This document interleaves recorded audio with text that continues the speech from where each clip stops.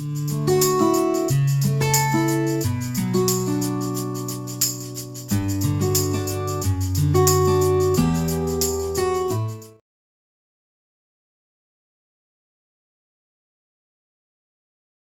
morning, one and all. Myself, Dr. A. Ramaswamy, working as an associate professor on the Department of Mechanical Engineering. Today, we are going to discuss a topic from the subject Material Science and Metallurgy. The topic is the heat treatment of steels. This topic is an interesting topic from the Material Science subject. This topic is mainly employed to develop the mechanical, to enhance the mechanical properties or microstructural characteristics of the particular material like steel. While going into the introduction, this heat treatment definition, we will see the definition of heat treatment. Mainly, this heat treatment is mainly used to change the structure, change the microstructure, and also the properties, whether it may be mechanical properties or chemical properties, or it may be corrosion characteristics. These all properties can be enhanced or it may be decreased. Based upon your requirement, this heat treatment may be carried out. At a particular temperature, this heat treatment is carried out mainly to change the microstructure or the properties like mechanical properties like strength, hardness, elongation. These properties can be changed based upon the microstructure. And this is mainly carried out at a particular temperature. That is at a controlled heating and cooling. This is heating rate and cooling rate. It depends upon the heating rate and cooling rate. Based upon these two variables, the microstructure may be varied or the properties may be changed. Next, we will go to the steel. This heat treatment is mainly carried out in materials like steel. Since we are discussing about the steel, this steel is having a composition and a fixed composition and fixed structure. The structure of the steel may be changed based upon the temperature. See here, the structure of the steel can be changed by heat treatment. Therefore, the properties also changed through the heat treatment.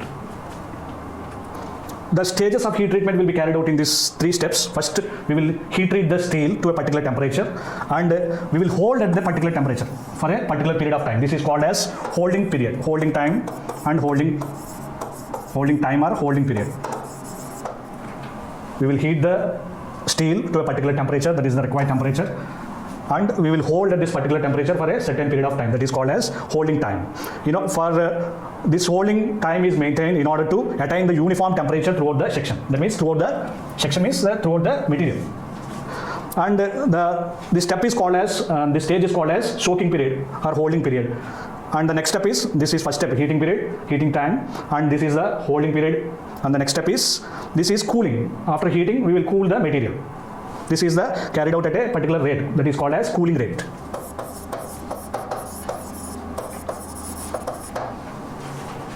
This is heating. First step is heating, the second step is holding, and the third step is cooling. These are the three stages of heat treatment. Next, why we are carrying out the heat treatment? The main purpose of heat treatment is to improve the machinability. This is one of the property of the material. To improve the machinability, this heat treatment may be carried out, or to increase the corrosion resistance and wear resistance of any material. Since we are discussing about the steel, this will enhance the corrosion resistance and wear resistance of a material. And the third one is to refine the grain structure. The grain size may be varied out based upon the temperature, based upon the heat treatment, that is the heating period and the cooling period. And the next one is to relieve the internal stresses. What are the stresses that are developed in the material that are fully relieved based upon this heat treatment. The next purpose is to alter the surface conditions. In order to change the surface of the surface properties of any material, this also we will employ this heat treatment. These are the main purposes or advantages of heat treatment. This already we have discussed the stages of heat treatment. First, we will heat treat the material at a particular temperature, mainly to change the structure and properties. In order to change the structure and properties. And first, initially we are having the existing structure in the sense the microstructure. The steel is having the base structure and base properties. Once it is heat treated, once the heat treatment is applied, heating is applied, the structure may be varied out. See here, this is the existing structure and these are the existing properties. These are wiped out. These are wiped out in the sense it is changed.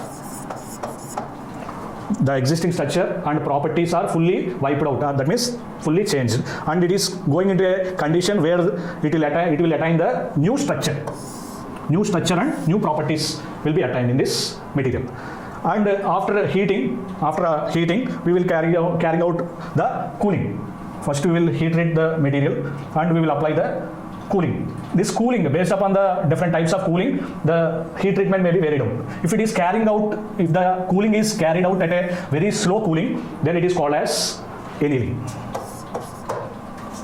If the cooling is a very slow cooling, that means in a medium cooling, then it is called as normalizing. If the cooling is very rapid, that means very fast.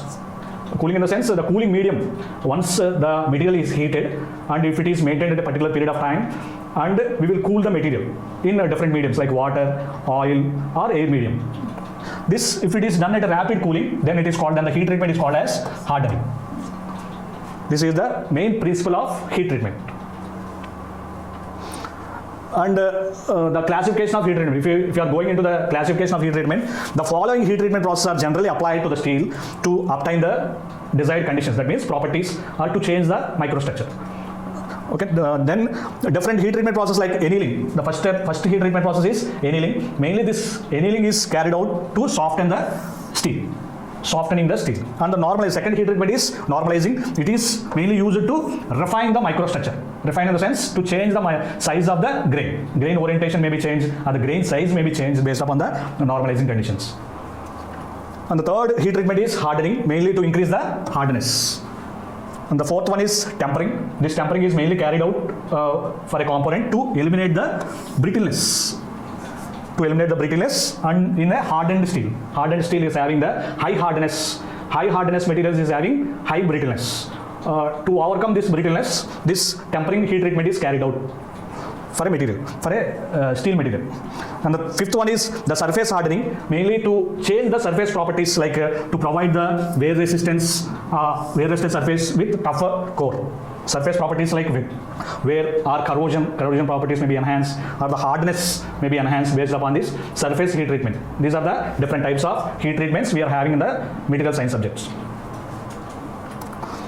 Already this is well known. This is the iron carbon diagram. Based upon this is the iron carbon diagram. The x-axis is the percentage of carbon and the y-axis is the temperature. This, based upon the percentage of carbon, we can classify the steel or cast iron. The steel is having the composition of 0 to 2.1% of carbon. If it is having the 0 to 2.1% of carbon, then it is called as steel. More than 2.1, more than 2.1% up to 6.67, it is called as percentage of carbon. That means 8% of carbon. If it is having 2.1 to 6.67% of 8% of carbon, then it is called as cast iron. Since we are discussing about the steel, we have to consider only the up to 2.1% of carbon. That is 0 to 2.1. This hatched line, 2.1% of carbon. This is our main consideration.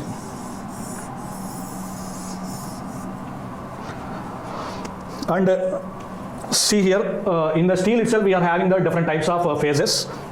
If it is having the 0.008% of carbon, then we can get then it is having the alpha phase. Then the type of steel is having the alpha phase. See here, alpha phase, that is alpha ferrite.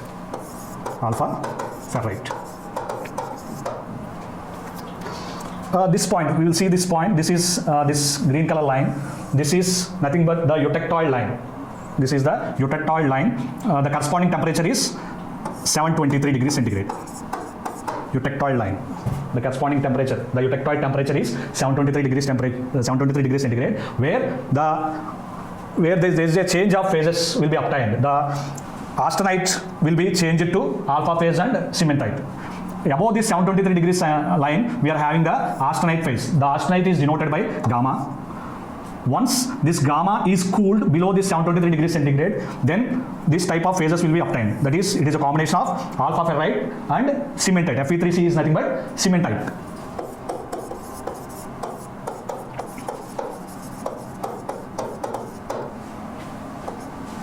Alpha is alpha ferrite, gamma is austenite. Mainly these three phases, alpha phase, gamma phase and Fe3 phase. The Fe3 phase is also called as cementite phase. These are the main considerations we have to consider while applying the heat treatment to a steel material. And the steel is generally classified based upon the percentage of carbon. 0 to 0.8 percentage of carbon is called as hypoeutectoid steel. From 0 to 0.8 we will call as hypoeutectoid. Hypoeutectoid. If it is having more than 0.8, that means 0.8 to 2.1 percentage of carbon, then it is called as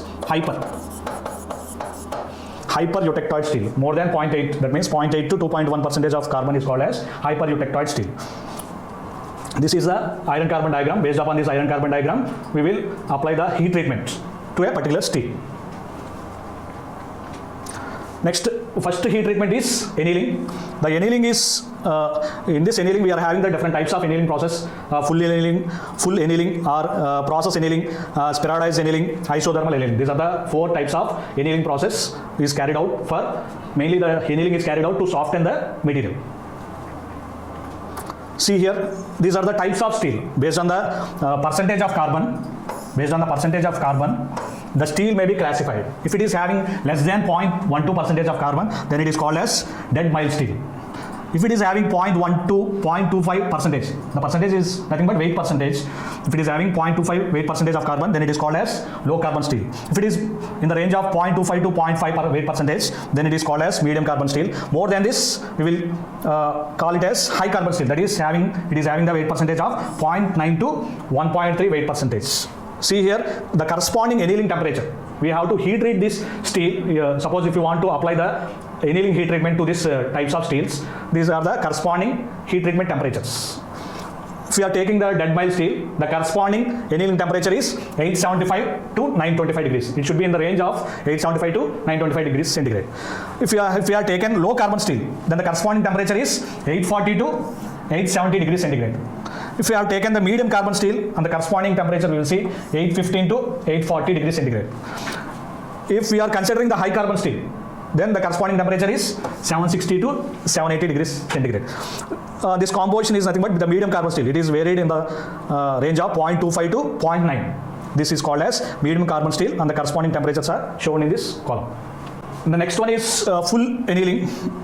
The full annealing is defined as the process of heating the steel to the austenite phase. Austenite phase is obtained above the 723 degrees temperature. The austenite phase is obtained in a steel above the 723 degrees line, that is the eutectoid line. Above this temperature only we will obtain the austenite phase. If you want to apply the full annealing heat treatment, then the steel should be heated to this particular temperature. The steel should be heated to the austenite phase, that means around 723 degrees centigrade. After heating the steel, we will employ the cooling. The cooling medium may be air, water, or it should be in a furnace itself. And then cooling slowly within a closed furnace by putting off the heat supply. Since we are dealing the full annealing, the cooling should be carried out in a furnace itself. It should not be cooled in a air medium or water medium or oil medium. It should be carried out in a furnace, closed furnace, by switching off the heat supply.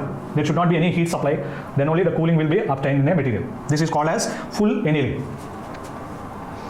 The main purposes of full annealing is to soften the steel, or to relieve the internal stresses, or to improve the machinability, to refine the grains. Refine the grains in the sense, grain structure may be refined, the size of the grains may be refined, or grain orientation may be changed, and to reduce the hardness in a material.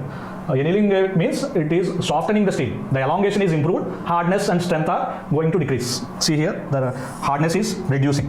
And after annealing, the steel becomes more ductile. Since the elongation is rapidly improving in a full annealing heat treatment process, the ductility may be improved. The ductility is gradually improved in a material. Next, this is the corresponding diagram. Since the full annealing is carried out above the this is for particularly for steel material. This 0.8 percentage of carbon is hypoeutectoid steel. More than 0.8 percentage of carbon is called as hypereutectoid steel. And these are the phases. Below 7, this is the eutectoid line or lower critical temperature line. This line is called as lower critical temperature line or eutectoid line. This line is called as lower critical temperature line, and this line is called as upper critical temperature line. This is for only for hypoeutectoid steel. This line is for hypoeutectoid steel, the upper critical temperature line for hypoeutectoid steel. Similarly, this line, this slant line is for hypereutectoid steel, the upper critical temperature line for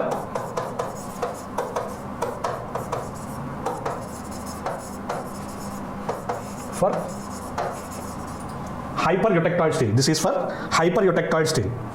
This slant line is for hypoeutectoid steel. The full annealing is carried out. Suppose we have taken the hypoeutectoid steel. The full annealing is carried out above this upper critical temperature line. The full annealing is carried out above the upper critical temperature line for a hypoeutectoid steel. If we have taken the hypereutectoid steel, the full annealing is carried out above this line. This line is a lower critical temperature line. For hypereutectoid steel, the heat treatment is, the full annealing is carried out above the lower critical temperature line. This line is called as lower critical temperature line. This is for full annealing heat treatment. See here, the same process is defined here. The full annealing consists of heating the hypereutectoid steel to a temperature 30 to 50 degrees above the upper critical temperature line, that is denoted by A3. The upper critical temperature line is denoted by A3, and the same amount above the A1 line, that is for lower critical temperature line for hypereutectoid steel.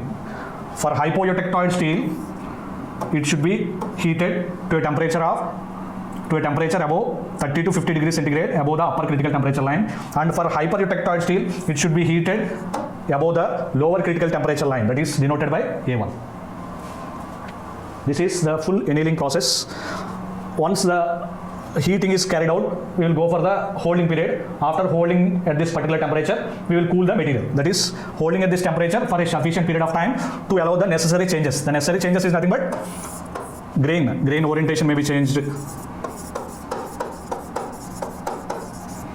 grain size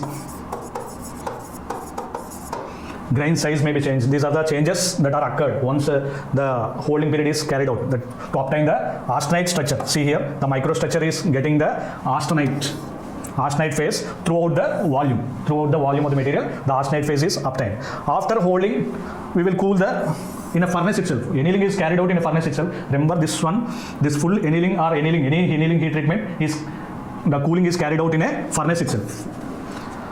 And too high the temperature or too long at heat may produces a coarsening of the grains. If the temperature is very high or too long period of time, if we are holding for a too long period of time, it may result in the coarsening of the grains. Coarsening means the size of the grains is increasing. If the size of the grains is increasing, the properties like strength, hardness, these are gradually reducing, which results in the loss of toughness. See here, if the grain structure is getting coarsened, the properties like toughness, hardness or strength may be reduced.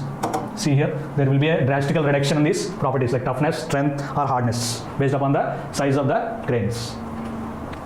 This annealing is commonly employed for the casting products or forgings to reduce the coarser grain structure prior to the machining. Before machining, we will employ this heat treatment, full annealing heat treatment technique for casting products or forging products to reduce the grain structure. The slow cooling results in the equilibrium structures which are predicted from the equilibrium diagram. If the cooling is carried out in a very slow cooling, then the type of structure may be equilibrium. That means throughout the structure, the phases are common. The grain orientation is common. That means there is no change in the grain orientation. There is equilibrium. See here, suppose this is the material. This is the grain, single grain. Here at this end also, it is having the similar size. If we take the grain size, the same size may be obtained. That is the equilibrium. Suppose this grain is having a 2.3 micron meter size. This grain is also having the 2.3 micron meter size. Then only it is called as equilibrium. Next annealing is process annealing. The main purpose of process annealing is to reduce the distortion. If any material is having that distorted, then we will carry out this, we will employ this process annealing to reduce the distortion of the crystal lattice produced by cold working or in any welded components also. The distortion is a main issue in the welded components or any casting products also. This distortion may be occurred. In thin sheets, if the heat treatment is, if the welding is applied to a thin sheets, then this distortion is a main issue. Or in any casting products also, forging products, this distortion is a main issue. In order to eliminate this distortion, we will employ this process annealing. Or to remove the strain hardening. remove the strain hardening in the sense to improve the ductility. To improve the ductility, also this process annealing will be carried out, or to relieve the internal stresses, or to obtain the homogeneous fine grain structure. Homogeneous fine grain structure throughout the component. And the process is, this process annealing is carried out for steels. Consists of in heating the steel to a temperature around 600 to 700 degrees centigrade, that is below the critical point, critical temperature line, that is A1 line, and holding at this temperature for a particular period of time, that is the holding period. This prolonged period is holding period.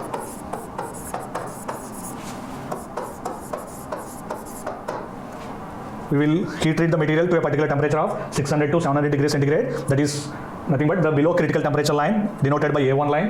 Holding period is for a sufficient period of time we will hold this material, and then we will apply the slow cooling. The slow cooling will be carried out. This process is process annealing. See here in the diagram, it is clearly indicated the process annealing is carried out below the 723 degrees line. This is the 723 degrees line, that is lower critical temperature line. This line is lower critical temperature line. This process annealing is carried out. This is the process annealing. This process annealing temperature. This hatched line. This process annealing is carried out below the 723 degrees line. And the corresponding phase structure is ferrite or perlite for hypoeutectoid steel, and perlite plus cementite phase will be obtained for hypoeutectoid steel. The phase is ferrite or ferrite plus perlite. It is a combination of ferrite and perlite. For hypereutectoid steel, it is a combination of perlite and cementite. Cementite is Fe3C. This is the process annealing. The process annealing is a subcritical operation that is carried out below the lower critical temperature line. It is carried out below the lower critical temperature line. For this reason, there is no change, no phase change, or the constituents. And the constituents like ferrite and cementite. Cementite is a combination of perlite. That is, perlite remains present in the structure throughout the process. There is no change in the perlitic phase. The perlite phase remains constant throughout the structure. The perlite phase is common. The constituents like ferrite and cementite is also common, since it is carried out below the lower critical temperature line. It is mainly extensively used for the material components like sheets or wides. This process annealing heat treatment is carried out for wides or sheets to improve the ductility, since the wire should have that enough ductility. More than hardness or strength, the ductility is an important property for the wides. That's why this process annealing is carried out. And it is also applied to the cold worked steel in order to restore the ductility and softness. In all the annealing heat treatment techniques, the softening, it will soften the material. It is a common property.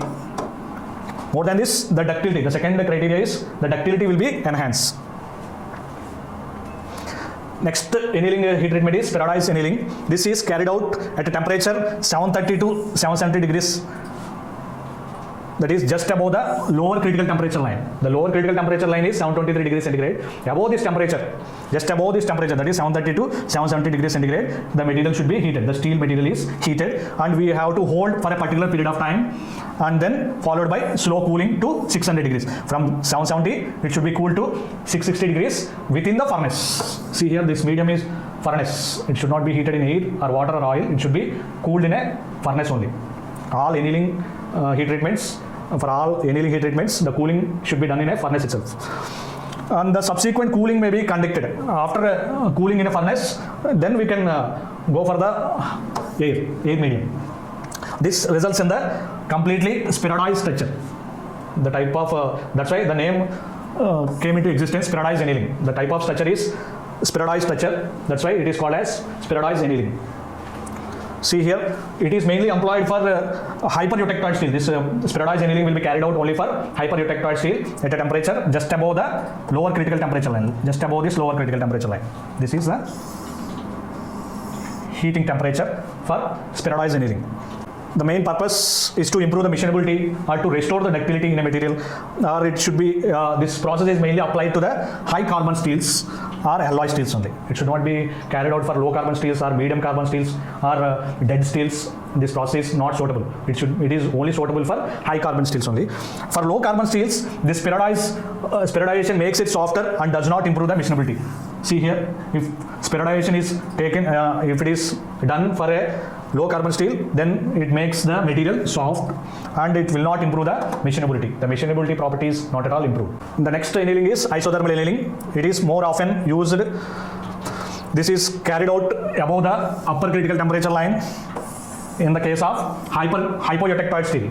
For hypoeutectoid steel, the heat treatment is carried out above the upper critical temperature line, and above the lower critical temperature line in case of hypereutectoid steel. In case of hypereutectoid steel, the heating may be applied above the lower critical temperature line and held for the certain period of time to form the austenite phase. We have to hold this material for a particular period of time, that is the holding period, in order to obtain the austenite phase in a material. Then the steel is suddenly cooled to a temperature of 50 to 100 degrees below the lower critical temperature line. Below the lower critical temperature, the material is getting cooled. This is the cooling period. At this temperature, the austenite is completely decomposed to form the pearlite. At this temperature, this cooling period, the austenite is fully transformed into the pearlitic phase. Finally, the steel is cooled in the still air. Once it is cooled in the furnace, it can be cooled in the still air. See, this is the isothermal annealing. It is carried out above the upper critical temperature line. This line is the upper critical temperature line. Above this temperature, 50 to 100 degrees centigrade, the isothermal annealing is carried out for hypoeutectoid steel. In case of hypereutectoid steel, it is carried out above the lower critical temperature line. This line is lower critical temperature. Above this lower critical temperature, the heat treatment is carried out. This process is widely employed for reducing the hardness of alloy steel. It will reduce the hardness in a material, and the main limitation is it is suitable for only small components, only small size components only this annealing will be applied, and for heavy components the structure is not uniform. If you apply for large components, the structure is not at all uniform. There will be change in the grain orientation, or it may be change in the properties. One side it is having a high hardness and the other side it is having less hardness. So far we have discussed about the different types of annealing process. In the next class we will discuss about the normalizing process. Thank you all.